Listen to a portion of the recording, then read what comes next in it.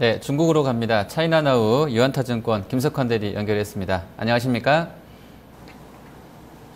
안녕하십니까?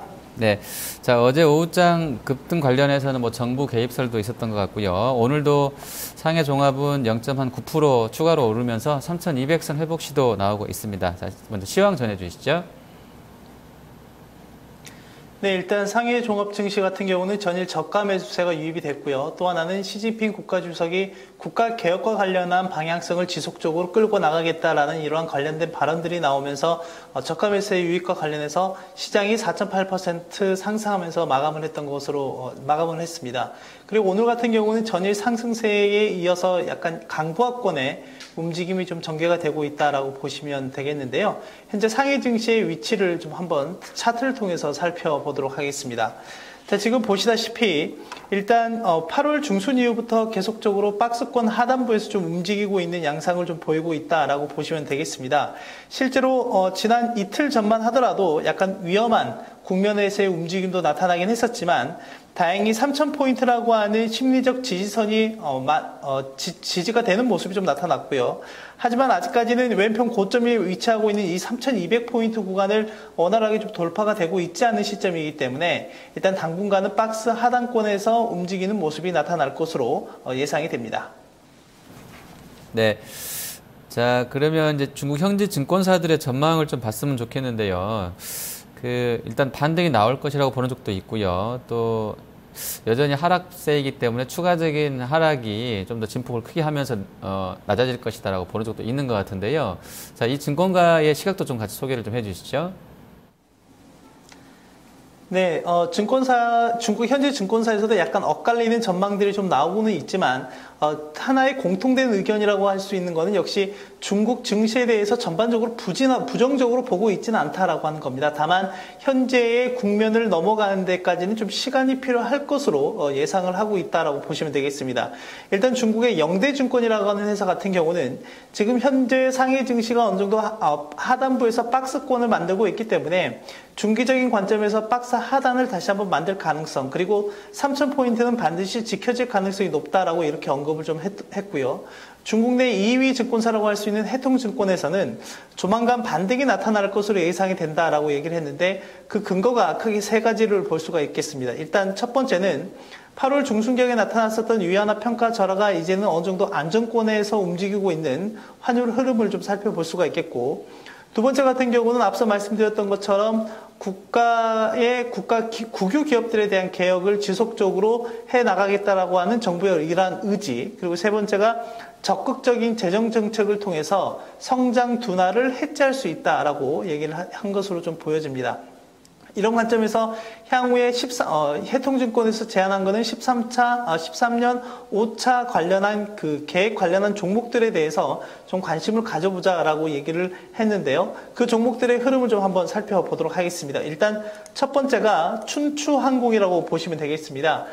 저희가 지난번에도 역시 중국의 관광, 여행 수요 증가와 관련해서 수혜가 예상이 되는 기업들 말씀을 드렸을 때 춘추항공도 포함이 되어 있었다라고 보시면 되겠는데, 현재 트렌드적인 흐름을 좀 보시더라도 저점 부근에서 좀 꾸준하게 높여가면서 고점을 돌파하려고 하는 움직임이 좀 나타나고 있기 때문에 춘추항공에 대해서 뿐만 아니라 관련한 항공주도 좀 관심 있게 보시면 좋지 않을까 생각이 되고요.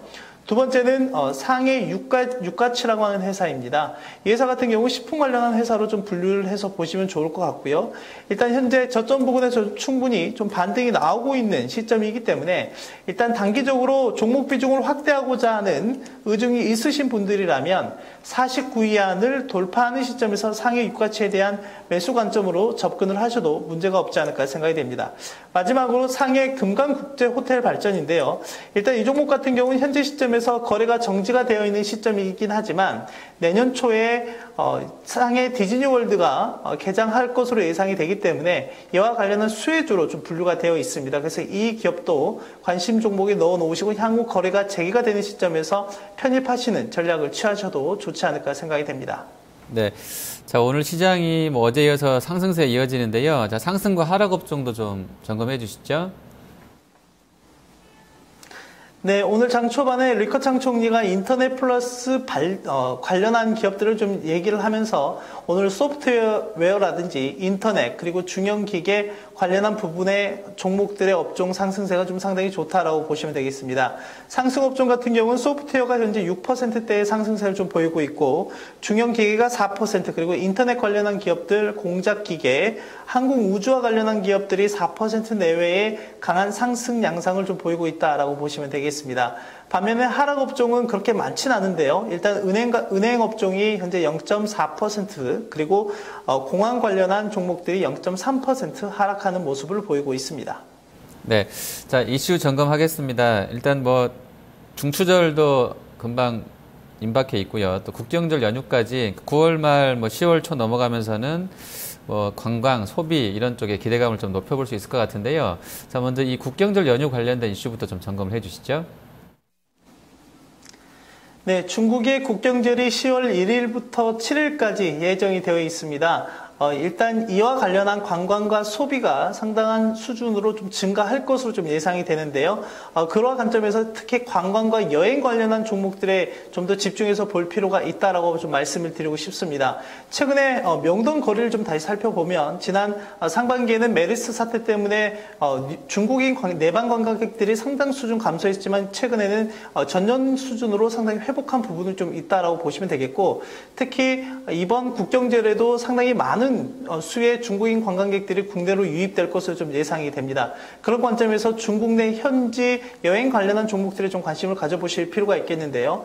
첫 번째는 일단 현재 거래가 좀 불가하지만 중국 국제여행사라고 하는 종목 그리고 국내 인터파크 홀딩스와 견줄 수 있는 중국의 중청려 홀딩스라고 하는 회사가 있습니다.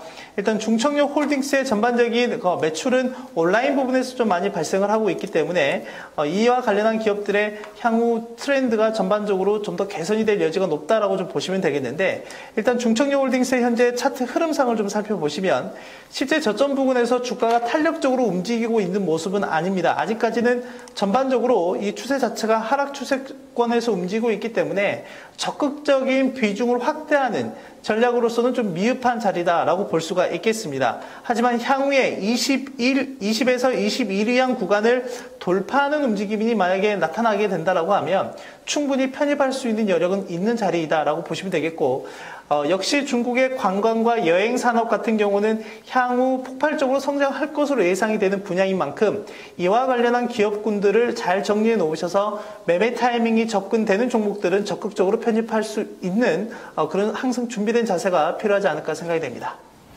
네, 자 다음 이슈는 요식업 관련 이야기인데요. 지금 성장률이 보니까 12.4%로 나와 있습니다. 전체적인 사회 소비 소매 총액 증가율보다는 높다 이런 시황들이 나와 있는데요. 자, 요식업 관련주들은 좀 어떤 쪽에 좀 주목을 해봐야 되겠습니까? 네, 중국 하면 또 빼놓을 수 없는 게 먹을 건데 실제로 그 중국 요식업의 산업 전체적인 사이즈를 보게 되면 실제 지난 1월 달부터 8월 달까지 규모만 보더라도 매출액 규모가 약 2조 위안입니다. 그렇다면 2조 위안이면 우리나라 돈으로 환산하게 되면 약 360조 원 정도가 되는데요. 실제 우리나라의 1년 예산치가 중국의 먹거리다라고 보시면 되겠습니다. 실제 올해 같은 경우는 약 3조 위안 정도가 돌파될 가능성이 높다라는 부분이 상당히 지배적인 현재 시각이다라고 보시면 되겠는데요.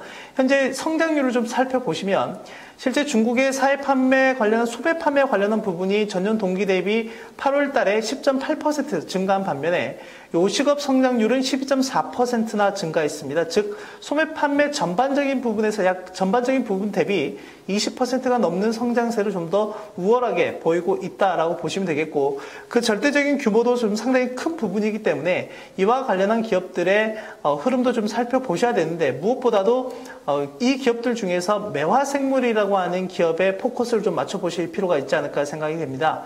매화생물 같은 경우는 우리나라의 대상이라고 하는 기업, 특히 그 음식에 들어가는 미원을 만드는 회사다라고 보시면 되겠는데요. 현재 매화생물의 차트 흐름을 좀 한번 살펴보시더라도 실제 저점 부근에서 기술적 반등권에 현재 진입해 있기 때문에 실제 지난 7월 달에 나타났던 한 번의 이런 기술적 반등의 흐름과 동일한 위치에 있다라고 보시면 되겠습니다.